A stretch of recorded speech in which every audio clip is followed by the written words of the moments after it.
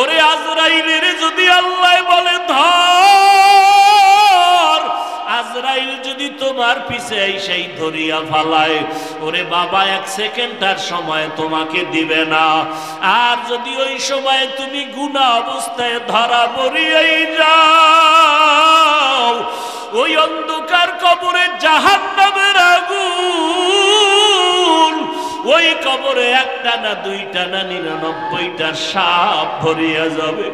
আমার মাওলা বলবে কবরের মাটি গুনাহগারের ধর, 2 পার্শ্ব থেকে জোরে জোরে চাপ দাও। ওই 2 পার্শ্বের মাটির চাপ সহ্য করতে পারবা না।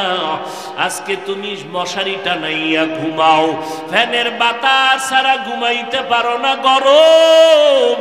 গুনাহ নিয়ে কবরে গেলে জাহান্নামের আগুনের গরম কেমনে সহ্য করবা?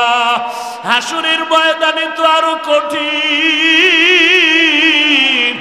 নবীরা পর্যন্ত কান্নায় বিভোর।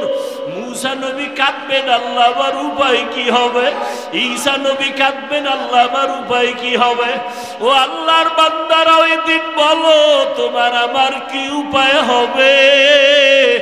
আমার আল্লাহ রাগান্বিত আওয়াজ দিয়া বলবেন, ওয়ামতাজুল ইয়াউমা আইয়ুহাল মুজরিমুন, উরিয়া জাহান্নামের গেইটে গিয়া পড়বে। আল্লাহ বলবেন, ওয়াসিকাল্লাযীনা কাফারু ইলা জাহান্নামা যুমারা, ও জাহান্নামের ফেরেশতারা ওরে শিকল লাগাইয়া বাঁধো। আজকে আমি আল্লাহরে জাহান্নামে নিয়ে মজা বুঝাবো। লাইনে দাঁড় করায় দাও, এই গুনাহগারের বাম হাতে আমলনামা দিব, তবে সোজা হাতে দিব না। ওদের বুকের মাঝে ছিদ্র করিয়া দাও, বুকের মাঝে ছিদ্র বানাইয়া বাম হাতটা বুকের ছিদ্র দিয়া ঢুকাইয়া পিছনে বের করো। এরপরে আল্লাহ পিছনের হাতে আমলনামাটা দিয়া বলবেন, ইকরা কিতাবাকা কাফা বিনাফসিকাল ইয়াউমা আলাইকা হাসিবা। ও বেঈমানের নাফরমান গুনাহগারেরা, দুনিয়াতে মজা কইরা কইরা গুনাহ করছো, আলেমদের কথা কানে নেও নাই, কোরআনের বয়ান শুনো নাই, আজান শুনিয়া নামাজে যাও নাই, আমলনামা পড়িয়া দেখ আজকে তোর কি হালাত। রহমতের ফেরেশতা বলবেন, আল্লাহ বান্দার আমলনামা পিছনের হাতে, চেহারাটা সামনে, কেমনে আমলনামা পড়বে? আমার মাওলা রাগান্বিত হইয়া বলবেন, ও ফেরেশতারা এই গুনাহগার নাফরমানের ঘাড় ধরিয়া মোচড় দিয়া পিছনে ফিরাইয়া দাও। ফেরেশতারা আল্লাহর অর্ডার নিয়া তোমার গুনাহগারের ঘাড় ধরিয়া মোচড় দিয়া পেছন দিকে যখন ফিরাইয়া দিবে,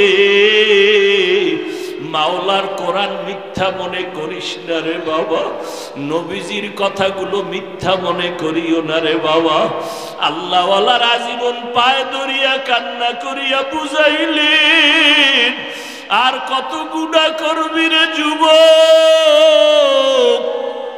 তোমার মতো যুবক আজকে স্কুলে কলেজে পড়ে নামাজ ছাড়ে না, তুমি কেন পারো না?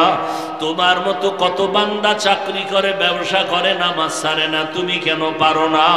ও মা বোনেরা, আপনারা কেন নামাজ পড়তে পারেন না?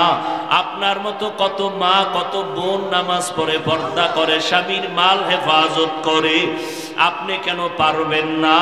ও বৃদ্ধ বাবাজিরা, আপনার মতো কত বুড়ারা লাঠি হাতে নিয়ে মসজিদে যাইয়া কষ্ট করিয়াও নামাজ পড়ে ছাড়ে না, আপনারা কেন পারবেন না রে বাবা?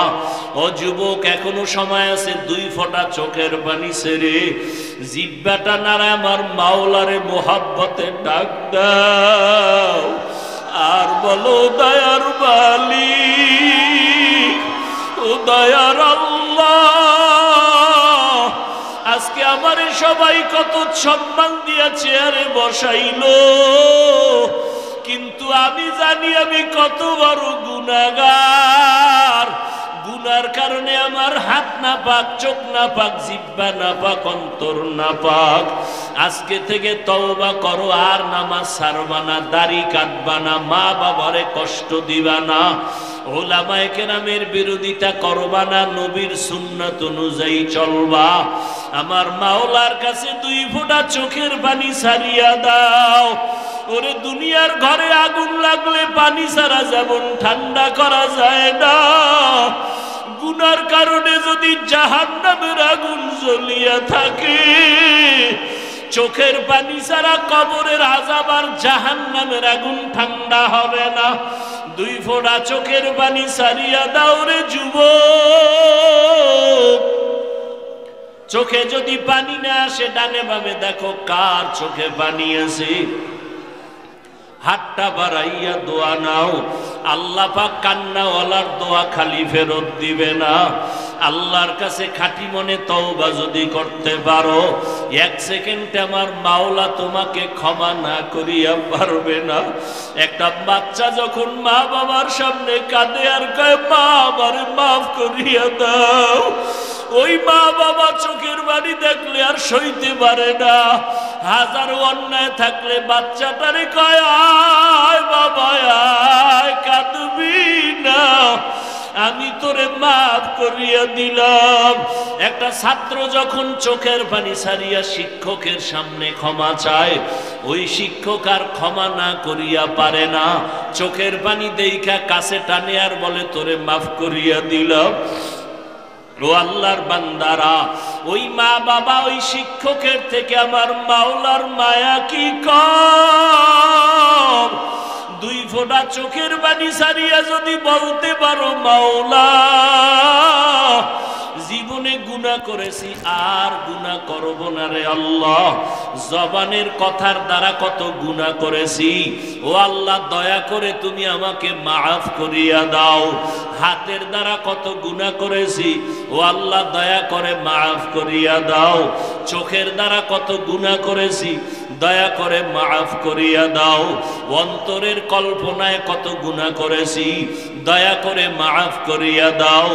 আয় আল্লাহ আদবওয়ালা বিনয়ী জিন্দেগি দান করো। আল্লাহ তুমি আমাদের সবার জীবনের গুনাহ মাফ করিয়া দাও।